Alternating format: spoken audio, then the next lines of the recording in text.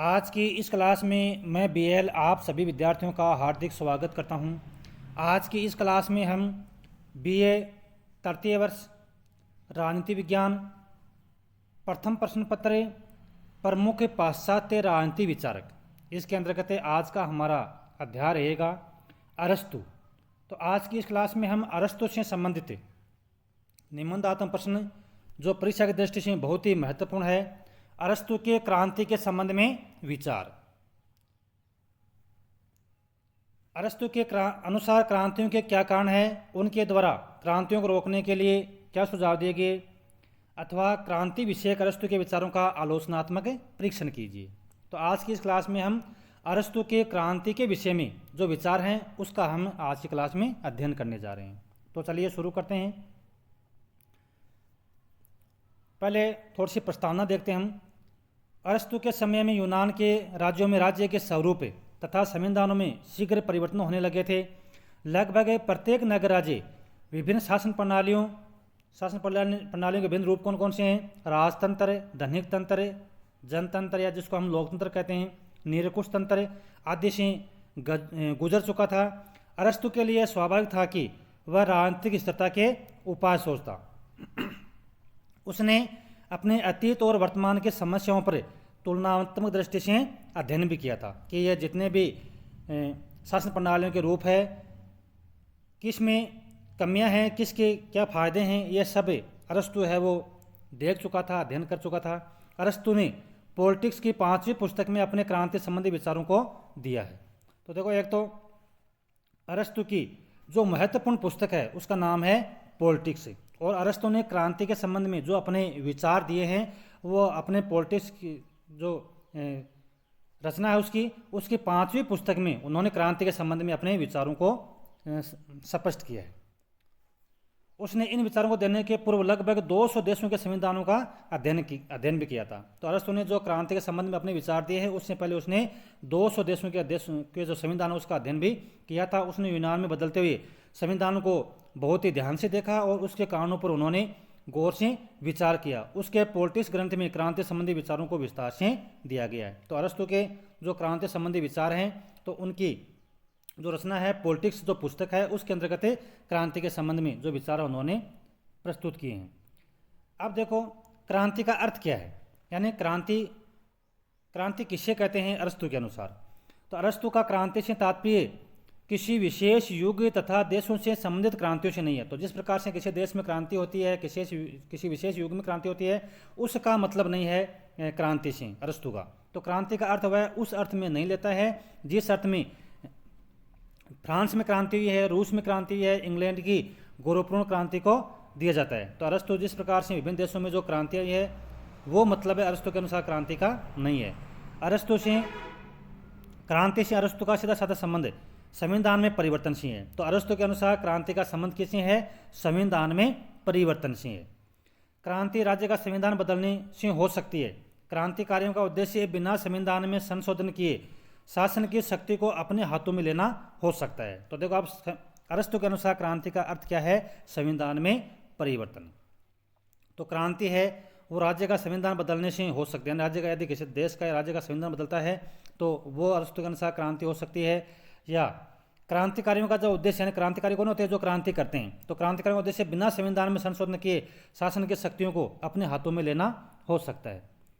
क्रांति का उद्देश्य शासन के किसी विशेष संस्था तथा कुछ निश्चित व्यक्तियों के विरुद्ध भी हो सकता है। तो क्रांति का उद्देश्य किसी विशेष संस्था या कुछ निश्चित व्यक्तियों के विरुद्ध भी हो सकता है। तो ये तो क्या था? ये तो था अरस्तु के अनुसार क्रांति का अर्थ है कि क्रांति क्या है। अब है क्रांति की मात्रा में अंतर। क्रांति की विभिन्न मात्रा हो सकती है। क्रांति किसी भी देश में संविधान परिवर्तन या राज्य की शक्ति अपने अधिकार में लेने के लिए हो सकती है। कोई भी क्रांति अल्पतंत्र या प्रजातंत्र के क्षेत्र की ओर से हो सकती है। क्रांति कुछ विशेष व्यक्तियों के प्रति भी हो सकती है। तो उसके विभिन्न रूप है। तो क्रांति के विभिन्न रूप हैं, यानी क्रांति की विभिन्न मात्रा हो सकती है। कौन कौन सी हो सकती है? संविधान में परिवर्तन से हो सकती है, राज्य की शक्ति अपने अधिकार में लेने से हो सकती है, कोई भी क्रांति है ना वो अल्पतंत्र या लोकतंत्र के क्षेत्र की ओर भी हो सकती है, और कुछ विशेष व्यक्तियों के प्रति भी हो सकती है। इस प्रकार विभिन्न रूप हैं क्रांति के। अब है क्रांतियों के प्रकार। अरस्तु ने क्रांति के स्वरूप को स्पष्ट करते हुए क्रांति के निम्नलिखित मुख्य प्रकार बताएं। पहला है आंशिक या पूर्ण क्रांति। जब संविधान के कुछ महत्वपूर्ण भागों में परिवर्तन किया जाए तो उसे आंशिक क्रांति कहेंगे। जब संविधान पूर्णतः बदल जाए तो उसे पूर्ण क्रांति कहेंगे। तो देखो, एक तो है क्रांति के विभिन्न प्रकार कौन कौन से बताएं कि आंशिक या पूर्ण क्रांति। जब संविधान के कुछ ही भागों में परिवर्तन हो तो वो आंशिक, और जब संविधान पूरी तरह से बदल जाए तो वो पूर्ण क्रांति। फिर है रक्तपूर्ण एवं रक्तहीन क्रांति। तो सशस्त्र विद्रोह या रक्तपात द्वारा किए जाने वाले संविधान में परिवर्तन रक्तपूर्ण क्रांति है, अन्यथा उसे रक्तहीन क्रांति कहा जाएगा। यदि कोई विद्रोह नहीं हो, जनहानि नहीं हो, कहने मतलब है कि मारपीट नहीं हो, मारकाट नहीं हो, तो उसको हमें रक्तहीन क्रांति कहेंगे।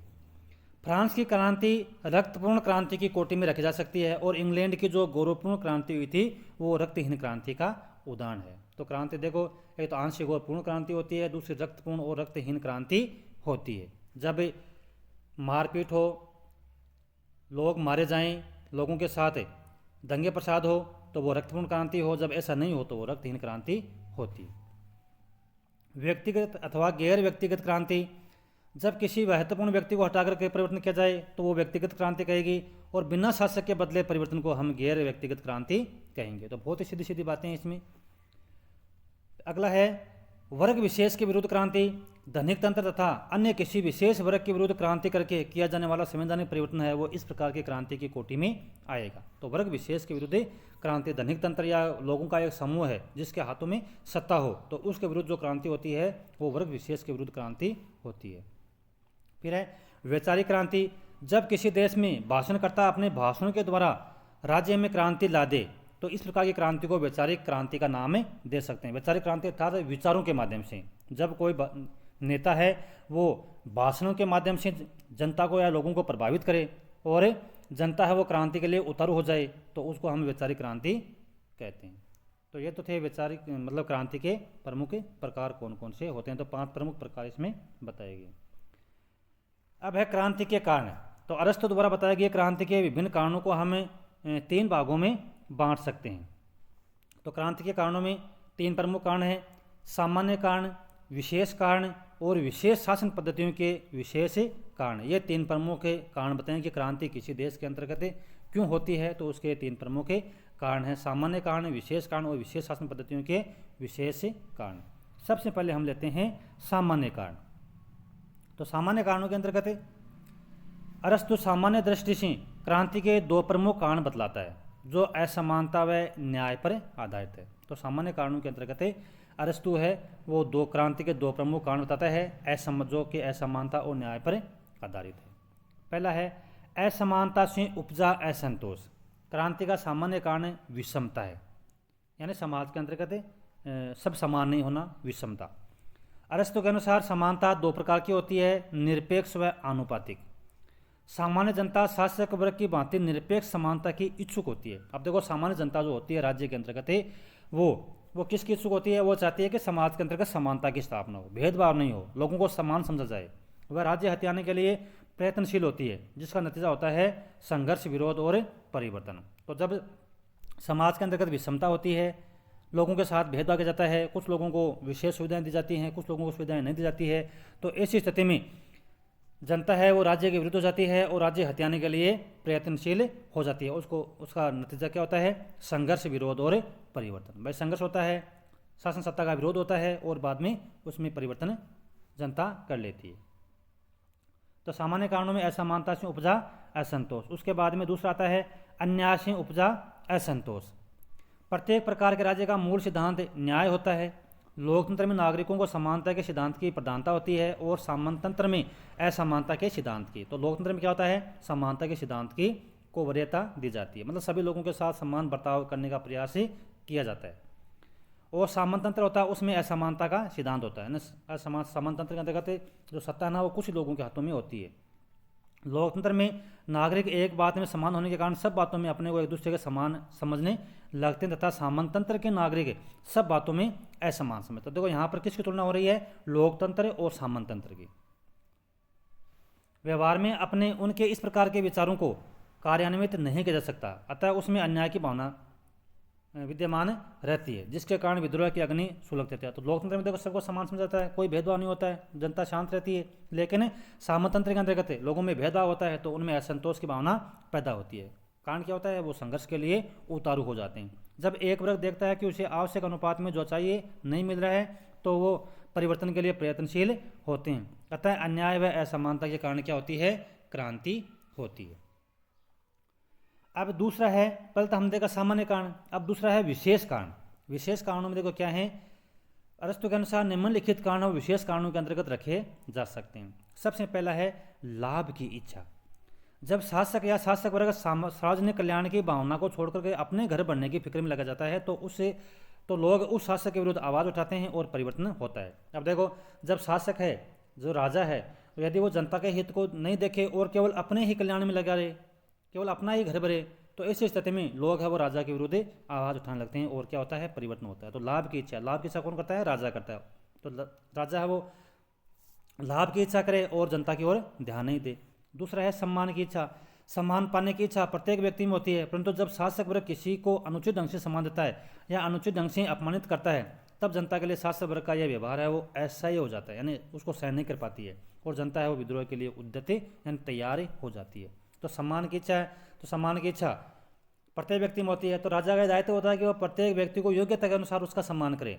यदि गलत ढंग से किसी व्यक्ति को सम्मान देता है अनुचित ढंग से और या उसको अपमान करता है, तो ऐसी स्थिति में भी जनता है वो शासक के खिलाफ हो जाती है। तो सम्मान करते समय भी शासक वर्ग को ध्यान रखना चाहिए। तीसरा है धृष्टता। जब शासक धृष्टावश जनहित की चिंता नहीं करता है तो जनता भी उसके विरुद्ध आवाज़ उठाती है। जनता की चिंता राजा को करनी चाहिए, यदि जनता ऐसा राजा यदि नहीं करता है तो वो धृष्टता की श्रेणी में आता है। चौथा है भय। भय क्रांति का मुख्य कारण है। यह दो प्रकार के व्यक्तियों को विद्रोह के लिए उकसाता है। अपराधी दंड के भय से बचने के लिए विद्रोह कर देते हैं। कुछ व्यक्तियों को यह भय होता है कि उनके साथ अन्याय होने वाला है, इसके परिणाम स्वरूप भी वो विद्रोह करे बैठते हैं। देखो, भय के कारण कुछ अपराधी होते हैं वो दंड के भय से बचने के लिए, क्योंकि उन्होंने कुछ गलत काम किया है तो वो सोचते हैं कि शासक है वो उसको दंडित कर सकता है, तो इस स्थिति में वो दंड के भय से लोगों को उकसा करके राज्य में विद्रोह कर देते हैं। और कुछ व्यक्तियों का भय होता है कि उनके साथ अन्याय होने वाला है, तो इसके परिणाम स्वरूप भी वो विद्रोह कर बैठते हैं। तो भय है ना, भय ये भी एक क्रांति का प्रमुख ही कारण है। फिर है व्यक्तियों की उत्कृष्टता। जब किसी राज्य में जब कोई व्यक्ति या व्यक्तियों का समूह उत्कृष्ट स्थान ग्रहण कर लेता है तथा अपने धन और कुलीनता के आधार पर शासन को हथियाने का प्रयास करते हैं, तब वे जनता में क्रांति के बीजों को बोते हैं। कालांतर में राज्य के प्रति निष्ठा न रहने की उनके जो भावना का विस्फोट हो जाता है और जनता शासन सत्ता अपने हाथों में लेने का प्रयास करती है, जिसके कारण क्या होती है, क्रांति होती है। तो जब किसी राज्य में कोई व्यक्ति या व्यक्तियों का समूह मतलब महत्वपूर्ण स्थान ग्रहण कर लेता है और अपने धन और कुलीनता के आधार पर शासन की शक्तियों को हथियाने का प्रयास करती है, तब जनता क्या सोचती है, जनता सोचती है कि भाई शासन की सत्ता है उसका सही तरह से सदुपयोग ही नहीं हो रहा है, तो इस स्थिति में वो शासन के खिलाफ विद्रोह कर देती है। फिर है घृणा। अगला कारण है क्रांति का विशेष कारणों में घृणा। तो घृणा भी क्रांति का मुख्य कारण होता है। उदाहरण के लिए धनिक तंत्र में जब गरीब जनता को है दृष्टि यानी हीन दृष्टि से देखा जाता है तो क्या होता है, विद्रोह होता है। और प्रजातंत्र में जब संपत्ति वालों को देश की व्यवस्था व अराजकता से घृणा होती है तब भी क्रांति होती। अगला कारण है विशेष कारणों में राज्य के किसी अंग के अनुपात से अधिक असाधारण वृद्धि, यह भी क्रांति का एक प्रमुख कारण है। उदाहरण के लिए किसी देश की भौगोलिक अवस्था अच्छी है दूसरे स्थान की गरीब जनता विद्रोह कर देती है। यानी जब राज्य का जो क्षेत्रफल है वो बहुत बड़ा है और एक क्षेत्र के लोगों को तो सुविधा मिल रही है, दूसरे क्षेत्र के लोगों को सुविधा नहीं मिल रही है, तो ऐसी स्थिति में जो दूसरा स्थान की जो गरीब जनता है वो भी क्या कर देती है, विद्रोह कर देती है, क्रांति कर देती है। राज्य के किसी भी अंग में असाधारण वृद्धि से दूसरे के हितों को चोट लगनी आवश्यक होती है। तो शासक का दायित्व होता है कि वह अपने राज्य के अंतर्गत सभी क्षेत्रों का समान रूप से ध्यान रखे। अगला है निर्वाचन संबंधी झगड़े। निर्वाचन संबंधी झगड़े भी बड़े बड़े विस्फोट करते हैं। निर्वाचन संबंधी बुराइयों में परिवर्तन करना आवश्यक होता है जो शासन के रूप को भी बदल डालते हैं। अगला कारण है गैर वफादार नागरिकों को उच्च पद देना। कभी कभी शासक वर्ग की अज्ञानता और असावधानी के कारण राजद्रोहियों को भी महत्वपूर्ण पदों पर नियुक्त कर दिया जाता है। समय तथा अवसर प्राप्त होने पर व्यक्ति वो शासक का तख्ता पलट देते हैं। अन्य परिवर्तनों की उपेक्षा। जब शासक वर्ग छोटे छोटे इस प्रकार के परिवर्तनों की उपेक्षा करता है तो उसके दूरगामी परिणाम वो भयंकर हो सकते हैं, धीरे धीरे क्रांति का रूप धारण कर लेते हैं। तो जो छोटे छोटे परिवर्तन होते हैं शासक राज्य के अंतर्गत है, उनको भी शासक को ध्यान रखना चाहिए। विदेशियों को आने की खुली छूट। अरस्तु के अनुसार जब राज्य अपने स्थापना के समय बाद में विदेशियों को बसने की आज्ञा देता है तो एक प्रकार से वह भी क्रांति का संकट आमंत्रित करता है, मतलब विदेशियों को आने की खुली छूट नहीं मिलनी चाहिए। पारिवारिक विवाद। पारिवारिक झगड़े भी क्रांति का सूत्रपात करते हैं। कई बार देखने को मिलता है कि राजकुमारों के प्रणय व कलह क्रांति का प्रमुख कारण बन जाते हैं। कुलीन तंत्र में यह क्रांति का एक प्रमुख कारण होता है। राज्य में परस्पर विरोधी वर्गों का होना। परस्पर विरोधी वर्गों के होने से एक दूसरे के हितों के लिए संघर्ष चलता है। आधुनिक युग में तो यह वर्ग संघर्ष स्थान प्राप्त करता जा रहा है। अगला विशेष कारण में अगला कारण है आर्थिक असमानता। आर्थिक असमानता भी क्रांति का एक महत्वपूर्ण कारण है। अर्थभेद की वृद्धि होने पर विद्रोह होते हैं। आर्थिक असमानता में दलित वर्ग क्रांति के लिए प्रेरित होता है, मतलब समाज के अंतर्गत यदि घोर आर्थिक असमानता, धन का आर्थिक असमानता मतलब क्या है, धन का असमान वितरण लोगों में। कुछ लोगों के पास में संपत्ति बहुत ज़्यादा है, कुछ लोगों के पास में बहुत कम है, तो इस प्रकार की जो स्थिति समाज में होती है उसके कारण भी क्रांति का खतरा रहता है। मध्यम वर्ग का अभाव। मध्यम वर्ग समाज में संतुलन रखने में सहायक होता है, उसके अभाव में अमीर व गरीब के मध्य असमानता अत्यधिक बढ़ जाती है। अतः इस वर्ग की समाप्ति पर क्रांति है वो शीघ्र संभव है। एक मध्यम वर्ग भी होना चाहिए। अगला है शक्ति। जब शासक वर्ग शक्ति के आधार पर जनता से अपनी बातें मनवाना प्रारंभ करता है तो भी प्रभावित वर्ग में विद्रोह की भावना बढ़ जाती है। कहने मतलब है कि जब शासक है वो जनता के अंतर्गत है सहमति से नहीं बल्कि शक्ति के आधार पर, ताकत के आधार पर यदि वो जनता की बात को दबाना चाहे तो इस स्थिति में भी क्रांति संभव है। भाई भतीजावाद।